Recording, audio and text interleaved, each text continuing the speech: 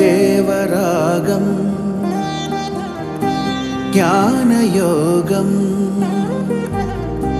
వ్యాసపీఠం బహువేదశాస్త్రం బోధామృతహిత శ్రీమన్నారాయణం శివగౌరీ సంభాషిత సకల పురాణం అష్టాక్షరి పంచాక్షరి మంత్రావరణం అఖిల దేవతా సంస్తుతి పారాయణం జయ మంగళకరమీ ప్రవచన శ్రవణం అనుదినము శుభము సుఖము జీవన గమనం దేవరాగం జ్ఞానయోగం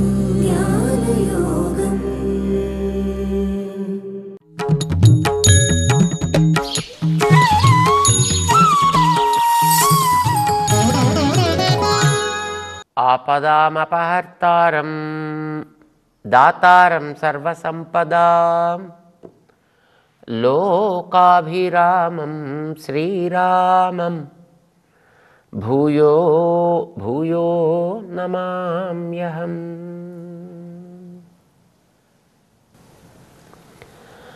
జై శ్రీమన్నారాయణ. ప్రియ భగవద్బంధువులారా, సంస్కృతంలో ఒక నియమం ఉంది. ఆత్మన ప్రతికూలాని పరేషాం న సమాచరేత్. అంటే నాకు ఎట్లాంటి పరిస్థితి ఎదురు కాకూడదు అని మనం ఎప్పుడు అనుకుంటుంటామో, మన ఎదుటి వాళ్ళకి అట్లాంటి పరిస్థితి కలిగించే స్థితిలో మనం ఉండకూడదు. నాకేది ఇష్టం ఉండదో అలాంటిది ఎదటవాడి మీద ఆరోపించే ప్రయత్నం చేయకూడదు.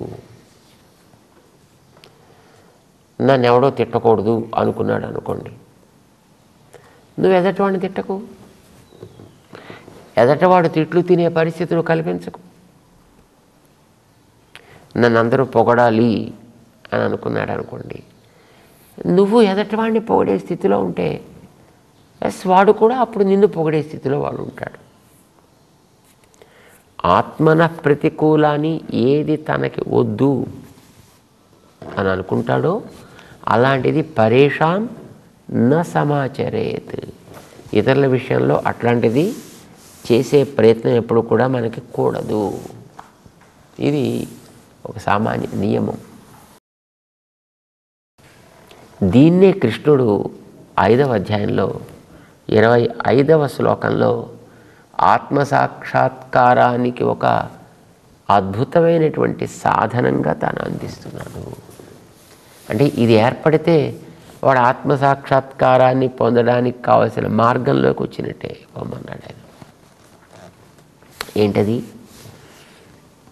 25వ శ్లోకంలో చెప్తున్నాడు ఆయన, లభంతే బ్రహ్మ నిర్వాణం ఋషయః క్షీణకల్మషాః ఛిన్నద్వైతాః యతాత్మానః సర్వభూతహితే రతాః. సర్వభూతహితము నందు రతి కలిగి ఉండుట.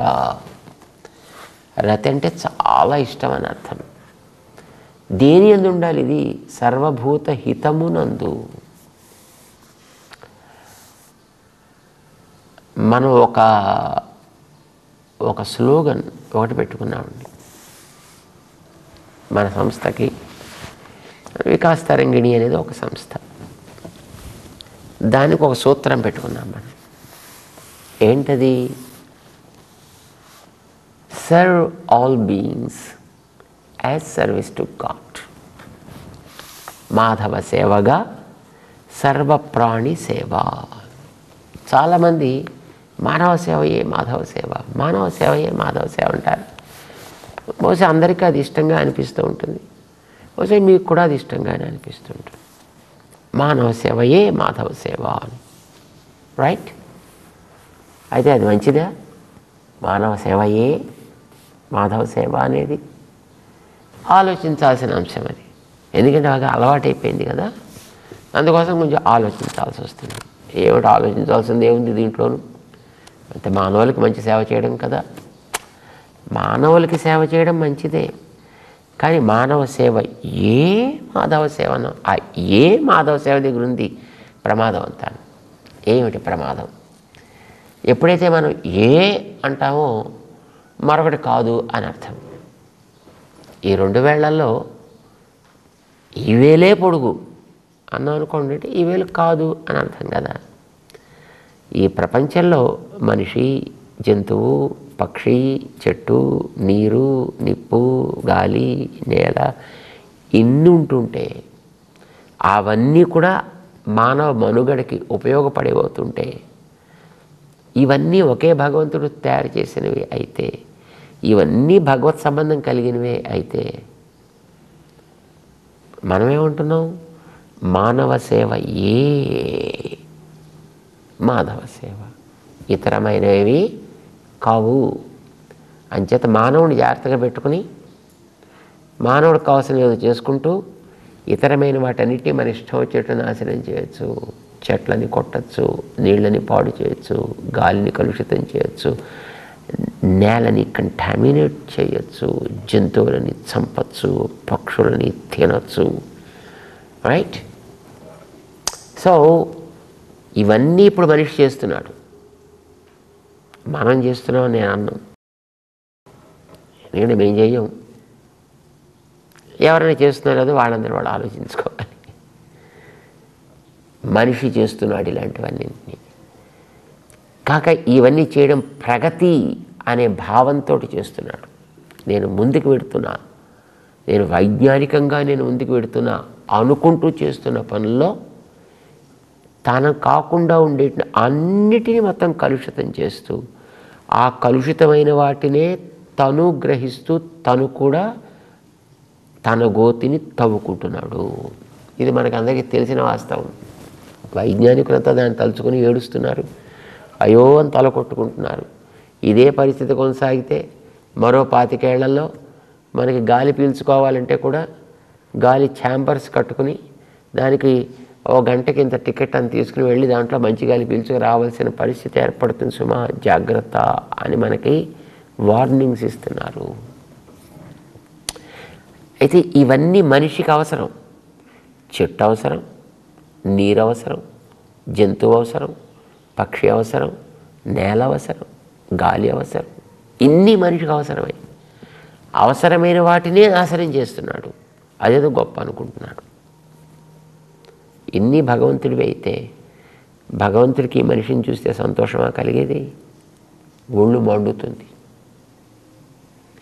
కనిపిస్తే వీడిని శుభ్రంగా పచ్చడి పచ్చడి చేసేద్దామని అనిపిస్తుంది కదండి. ఆయన వీడికి కనిపించకుండా వీడు ఆయనకి కనిపించకుండా తిరుగుతున్నాడు కనుక సరిపోయింది. కానీ ఆయన ఎదురకుండా వచ్చి ఉంటే శుభ్రంగా వీడిని పట్టుకుని ఏమైనా చేసి ఉండేవాడు ఆయన. ఇవన్నీ ఎందుకు వచ్చాయంటే మానవ సేవ ఏ మరొకటి కాదు అనే ఆలోచన వీడిని ఇలా పాడు చేసింది. ఆలోచన మనిషిని పాడు చేసేది, ఆలోచన మనిషిని బాగు చేసేది కూడా. అందుకోసమే మానవ సేవయే మాధవ సేవ అనే మాట ప్రమాదకరం. ఎవడు పెట్టాడో ఎప్పుడు పెట్టాడో, ఒక బుద్ధి లేనివాడు పెట్టాడు. దాని లోకం అంతా పాపం తెలియక ఫాలో అవుతుంది.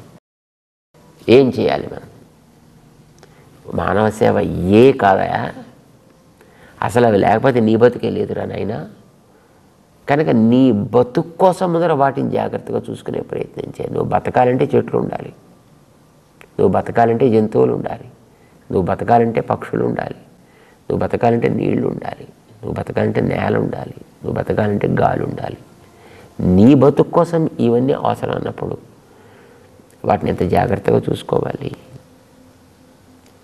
అందుకోసమనే వాటి అన్నింటినీ కూడా తయారు చేసిన వాడు నిన్ను తయారు చేసిన భగవంతుడే కనుక వాటన్నిటినీ దేంట్లో దేన్ని నువ్వు జాగ్రత్తగా చూసుకోగలిగినా అది భగవంతుడిదని తెలిసి అక్కడ ఉండేటువంటి భగవంతుడు ఆనందిస్తాడు.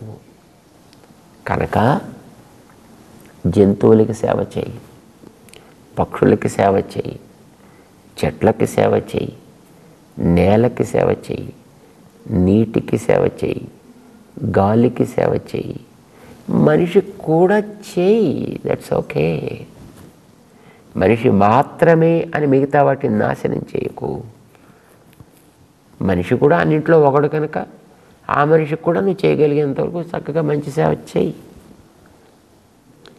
కానీ మిగతా వాటిని నాశనం చేయడం అంటే తప్పు. అందుకోసం ఏం చేయాలి? ఇన్నింటిలోనూ మాధవుడు ఉన్నాడు. ఇది జ్ఞాపకం కలిగితే దేని నువ్వు జాగ్రత్తగా చేసినా అక్కడుండే మాధవుడు ఆనందిస్తాడు. కనుక అవి చేస్తూ మాధవ సేవగా సర్వప్రాణి సేవ చేయాలి. ఇది మన వికాస్ తరంగిణి అనే సంస్థ ఏర్పాటు చేసుకున్నటువంటి ఒక మూల సూత్రం. ఇది ఒక మూల సూత్రం. మాధవ సేవగా సర్వప్రాణి సేవ. Serve all beings as service to God. ఇది భగవత్ సేవ అనుకుంటూ చెట్లకు నీళ్ళిపోయి ఇదేదో నేను చెట్లు పెంచడం కోసం చేస్తున్నాను అనుకుని చేయకు. ఈ చెట్లకి నేను నీరు పోయడం ద్వారా ఆ చెట్ల ఆకృతిలో ఉండేటటువంటి భగవంతుడు ఆనందిస్తున్నాడు. ఇప్పుడు పోయి నువ్వు జంతువులకి సేవ చేస్తున్నావు అనంటే ఆ జంతువులకి నేను చేసే సేవ ద్వారా వాటిలో ఉండే భగవంతుడు ఆనందిస్తాడు. పక్షులకైనా అంతే, పశువులకైనా అంతే, గాలికైనా అంతే, నేలకైనా అంతే, నీటికైనా అంతే. అంతటా ఉండేటువంటి ఆ భగవంతుణ్ణి గుర్తించి అతనికి మనం అందించే సేవ వీటి ద్వారా. ఎందుకంటే ఎప్పుడైనా చేయాలంటే శరీరం ద్వారానే కదండి లోపల ఆత్మకి తృప్తి కలిగించేది. మనం ఒక వ్యక్తికి తృప్తి కలిగించడం కోసం అందరికి ఒక మాల వేద్దాం అనుకున్నావు. మాల వేస్తాను రా నువ్వు ఇలాగా ఆ శరీరాన్ని అక్కడ వదిలిపెట్టి అని అనం కదా. శరీరాన్ని వదిలిపెట్టి వాడు రావచ్చు, మళ్ళీ శరీరంలోకి వాడు వెళ్ళడు. అందుచేత నువ్వు ఆత్మని పిలిచి ఆత్మకి గౌరవాన్ని చేయలేవు. ఆత్మ ఉండే శరీరంకి చేసే సేవ ద్వారా ఆత్మ ఆనందించాలి. అంచేత నువ్వు మాల వేయాలంటే శరీరానికే వేస్తావు. వాడికి పన్నీరు చల్లాలంటే శరీరం మీదే పోస్తావు. అంతేకాని నా నోరు చెరువు అని ఆత్మ దగ్గరికి పోస్తానని పోయావు కదా. చేత ఆత్మకి మనం చేసేది శరీరం ద్వారా కనుక అన్నిటికీ ఆత్మగా ఉండేటటువంటి ఆ పరమాత్మకి మనం చేసే సేవ ఆయన శరీరంగా ఏర్పాటు చేసుకున్నటువంటి ఈ ప్రకృతిలో మన చుట్టూ ఉండేటువంటి స్థావర జంగమాత్మకంగా ఉండేటువంటి ఈ ప్రపంచానికి చేసే సేవ ద్వారానే వెళ్ళాలి. ఏమంటారు దాన్ని? సర్వభూతహితరతి. ఇది చెప్పాడు భగవంతుడు. ఏదో మన ఆర్గనైజేషన్ పెట్టుకున్న స్లోగన్ అంటే మనమేదో దీనికి సృష్టికర్త కాదు సుమా. ఇది భగవంతుడు చెప్పిన మాట. సర్వభూతహితరతి ఇది ఉండాల్సి ఉంటుంది తప్పనిసరిగా. అంటే ఏమండి మాధవ సేవగా సర్వప్రాణి సేవ చేయమని మమ్మల్ని అడిగారండి కొంతమంది ఒక్కొక్కసారి. మాధవ సేవగా సర్వప్రాణి సేవ చేయమంటున్నారు మీరు, చాలా బాగుంది. సర్వప్రాణుల్లో సింహాలు, పుళ్ళు, పాములు, తేళ్ళు ఇవన్నీ కూడా ఉంటాయి కదండి. తప్పకుండా ఉంటాయి. మరి వాటికి కూడా సేవ చేస్తే శుభ్రంగా మన్ని వాటికి బాలభోగంలా పుచ్చేసుకుంటాయి కదండి. అవి మన ప్రాణాలు తీయవా? మంచి ప్రశ్న. మరి పాములకి, తేళ్లకి, జర్రులకి సేవ చేస్తే మన ప్రాణాలు తీయవా అవి అంటే మంచి ప్రశ్న అది. అందుకోసమనే కృష్ణుడు చెప్పిన మాట సర్వభూత హిత రతి. హిత అది మనకి ప్రధానమైనటువంటి దాంట్లో ఉండే అంశం. వాటికి హితమును కలిగించు. పుల్లుకు కూడా నువ్వు సేవ చేయాలి, సింహాలకు కూడా నువ్వు సేవ చేయాలి. పుళ్ళకి, సింహాలకి సేవ చేయడం అంటే ఆ పులిని, సింహాన్ని పట్టుకొచ్చి శుభ్రంగా నీ ఇంట్లో పెట్టుకోవడం కాదయా. లేదు పాములకి, తేళ్లకి సేవ చేయమంటే వెళ్ళి ఆ పాముల మధ్యన, తేళ్ల మధ్యన కూర్చోవడం కూడా కాదు. అది ప్రకృతికి విరుద్ధము. పులులకి సేవ చేయడం అంటే ఏమి ఆలోచిద్దాం. పులి ఎక్కడుంటే సుఖంగా ఉంటుంది, అక్కడ అది సుఖంగా ఉండగలిగే వాతావరణం ఉందా లేదా, లేకపోతే కల్పించు. పులి ఉండే చోటు వనము, అడవి. అడవి దాటి బయటకు వస్తే బోను. అది అడవిలో హాయిగా తిరగగలిగితే బెస్ట్ థింగ్. కనుక దానికోసం అడవులు నాశనం చేయకు. అడవుల్లో తిరిగేటువంటి దాని యొక్క సంచారానికి నువ్వు అడ్డు రాకు. అంచేత దాన్ని హాయిగా వనంలో తిరగగలిగే వాతావరణం నువ్వు కల్పించగలిగితే అది నువ్వు పుల్లకి చేసే సేవ అంటే, సింహాలకి చేసే సేవ అంటే, ఏనుగులకో ఎలుగుబంట్లకో నువ్వు చేసే సేవ అంటే. అవి తిరిగేటటువంటి ప్రాంతాల్లో హాయిగా వాటిని సంచరించాలి. దాంట్లో నువ్వు వెళ్ళి డిస్టర్బెన్స్ చేసేటువంటి ప్రయత్నం చేయకు. ఒకవేళ అవి ఆ స్థానాన్ని దాటి బయటికి కనుక వచ్చినట్లయితే, వాటి హద్దుని అది దాటి బయటకు వచ్చినట్లయితే దానిని పెట్టాల్సిన చోటు నీకుంది. అప్పుడు దానికి పట్టాల్సిన చోటు జూ లేక బోన్, దాంట్లో పెట్టు. పాములు తేళ్ళు లాంటి వాటికి కూడా అంతే. పాములు ఉండాల్సిన చోటు ఎక్కడ? అది పుట్లలో ఉండాలి. పాము పుట్ట అంటారు కదా, అలాంటి పుట్లలో ఎక్కడో ఉండాలి. హాయిగా వాటి మానాన అవి తిరగనిస్తే అవి అక్కడెక్కడో తిరుగుతాయి. వాటి తిండి అవి తింటాయి, వాటి బతుకు అవి బతుకుతాయి. ఆ చోటు దాటి మనుష్య సంచారం ఉండేటువంటి ప్రాంతాల్లోకి వచ్చి మనుషుల్ని భయభీతులను చేస్తున్నాయి అనుకుంటే వాటి హద్దు అవి దాటేయి అని అర్థం. అలా దాటినప్పుడు దాన్ని పుట్టలోంచి బయటకు వచ్చింది కనుక దాన్ని శుభ్రంగా ఓ బుట్టలో పెట్టు. అప్పుడు దానికి బుట్ట, లేకపోతే పుట్ట. అలాగే పులికి సింహం లాంటి వాటికి అడవి దాటితే బోను. అందులో దాన్ని సుఖంగా ఉండనివ్వగలిగితే అది నీకు దాని హితమునందు నీకు రతి ఉన్నట్టు లెక్క. దాని స్థానంలో అది సంచరించగలిగేటట్లుగా దాన్ని ఉండనిస్తే అది హితం అంటే. అంతే తప్ప హితం అంటే తెచ్చి దాన్ని మన నెత్తిని ఎక్కించుకోవడం కాదు సుమా. ఏదైనా అంతే, ఏ వస్తువుకైనా అంతే. ఒకసారి ఒక సన్నివేశం జరిగిందండి, మనం జ్ఞాపకం పెట్టుకోవాల్సిన సన్నివేశం. దాన్ని ఒక పిల్లాడు ఒక సీతాకోకచిలుక పుట్టే విధానాన్ని వాడు స్కూల్ పుస్తకాల్లో, అది కూడా ఒక సబ్జెక్ట్ కనుక అది లార్వా దగ్గర నుంచి ఎట్లా ఎట్లా ఎట్లా ఎట్లా ఎట్లా పెరుగుతుంది అనేది పాపం వాడు చూస్తున్నాడు. అది క్రమంగా పెరిగింది, ఒక గూడు కట్టింది, ఆ గూట్లో అది ఉంది, కొంతకాలం పెరిగింది.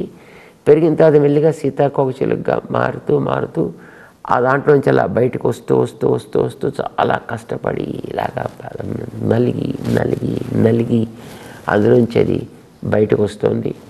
సరే, బయటకు వచ్చిన తర్వాత తన మానాన్ని తను ఎగిరిపోతుంది. ఈ పిల్లాడు చూశాడు దాన్ని, వీడికి జాలి వేసింది. మై గాడ్, ఇంత కష్టపడుతోంది ఏంటిది, దీని కష్టాన్ని తొలగించడం హృదయం ఉన్న వ్యక్తిగా మన బాధ్యత అని అనిపించిందండి వాడికి. సో మరొకసారి మరొక చోట ఈ గొంగళి పురుగు తన గూడు కట్టుకుని సీతాకోకచిలుకగా రావడానికి ఏర్పాటు చేసుకున్నటువంటి ఒక సన్నివేశాన్ని గమనించాడు. కనీసం దానికైనా మనం హెల్ప్ చేద్దాం అని అనుకున్నాడు.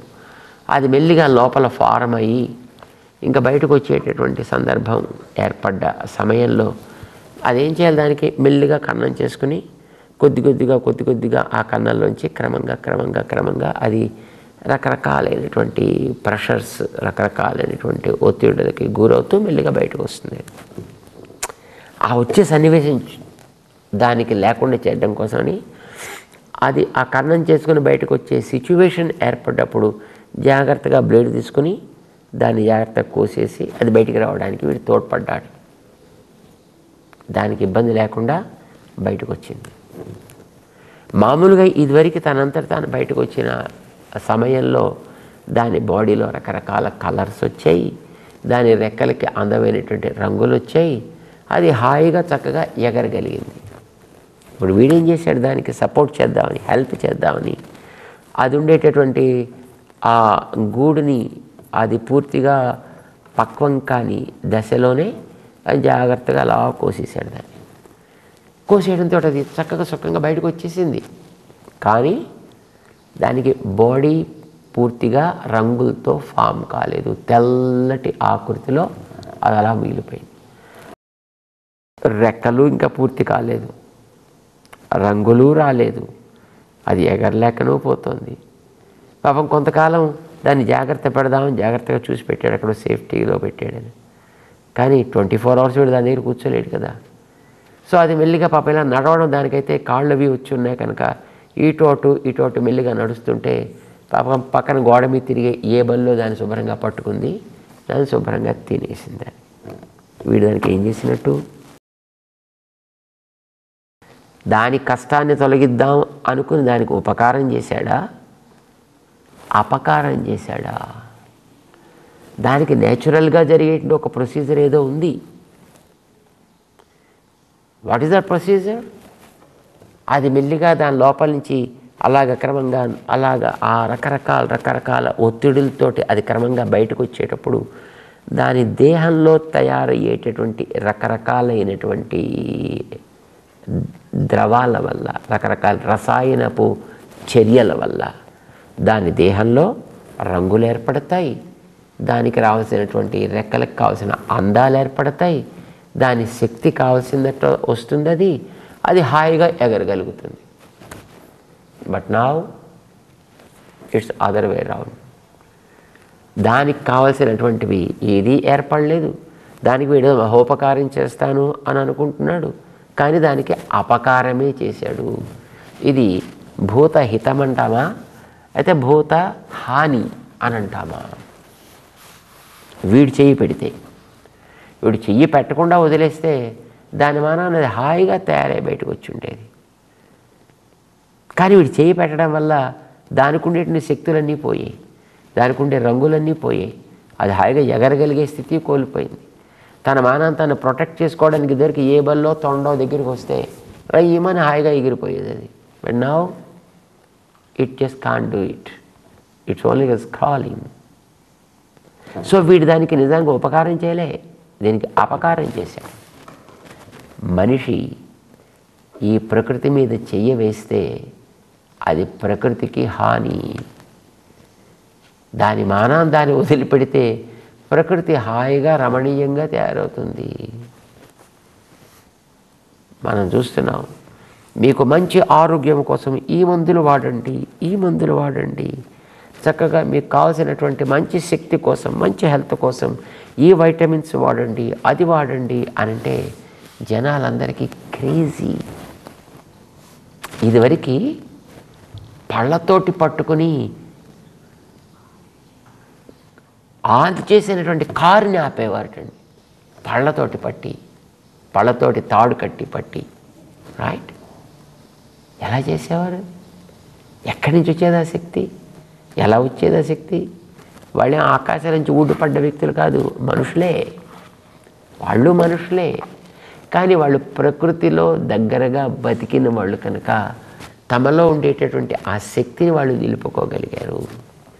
ఇప్పుడు మన బతుకు అంతా కృత్రిమమే, ఏది చూసినా కృత్రిమమే, ఎక్కడ చూసినా తిండి కృత్రిమం, ఆహారం కృత్రిమం, ఆహార్యం కృత్రిమం, ఎవ్రీథింగ్ ఈజ్ కృత్రిమం. దాంతో ఏమైపోయింది? దేహంలో ఉండేటువంటి సహజమైన శక్తి కాస్త బాయ్. ఇది నిజానికి హితము కాదు, ఇది హాని. కానీ కృష్ణుడు చెప్పేది